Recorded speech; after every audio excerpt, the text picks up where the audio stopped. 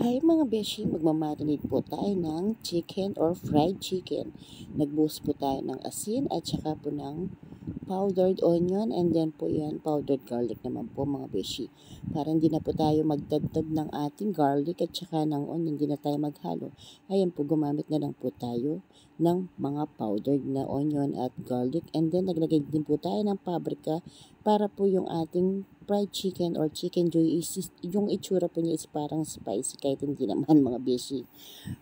Ayaw po kasi nila ng spicy. May mga batang kakain mga beshi. At saka pampadagdag attracted color din po yan yung paprika mga beshi.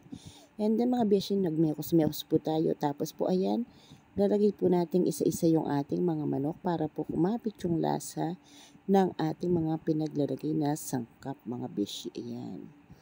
Bali yung mga manok po natin dyan mga beshi is nabili po natin, natsyempohan po natin yung mga malalaki, ayan mga beshi.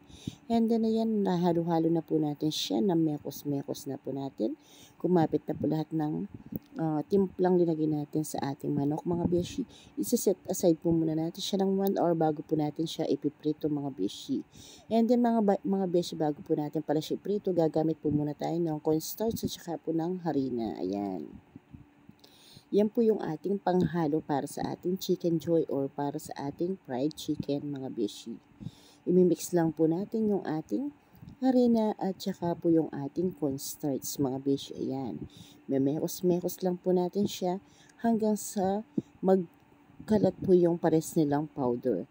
And then ayan mga beshi, dahil naka 1 hour na po mahigit yung ating chicken, ilalagay na po natin, imimix na po natin siya sa may harina at saka sa may cornstarch para kumapit po yung powdered na harina at cornstarch. And then before po natin piprito yan, isa-set aside po muna natin siya ng 10 minutes para po matagal na talaga at kapit na po yung harina at saka yung cornstarch. And then ayan mga beshi, naka-ready na po siya dahil halos kapit na po lahat ng mga linagay nating powder mga beshi.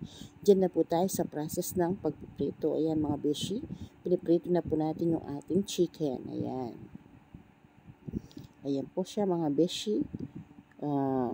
Maglalagay na po tayo ng chicken. Ayan, dahan-dahan lang po dahil minsan po kahit na hindi tumatalsik yung chicken, minsan may biglang pagtalsik dahil sa mga nilagay natin mga powdered na garlic or powdered na tawag doon mga beshi yung onion. Hindi na po ako naglagay ng paminta dyan mga beshi dahil nga po may mga batang kakain. Ayan po mga beshi. Ayan po. Bali yan po simpleng fried chicken lang po yan mga beshi. And then ayan mga beshi, almost done na po yung ating fried chicken. Paluto na po siya. Ayan yung kulay niya po yan mga beshi. Yan po yung kulay ng paprika. Kaya hindi po siya kulay talaga ng fried chicken na kamukha ng Jollibee or McDo. And then mga beshi, ayan na po yung ating fried chicken with sauce po. Ayan, gumawa na po tayo ng gravy ng ating fried chicken. Ayan, ready for delivery na po yan. Kadugtong pa rin po yan nung order ni Ma'am ay sa mga beshi. Fried chicken na malalaking hiwa po yung pinili nating chicken mga beshi para po sulit na sulit yung bayad po ng ating customer sa atin. And then ayan yung gravy po, ako rin po yung nagluto. Hindi ko na po napakita sa vlog yung paano yung pagpaprocess ng pagluluto ko ng gravy. Ang gagamit na lang naman po is butter, konting paminta, tapos po gagamit ng cornstarch at saka may konting toyo.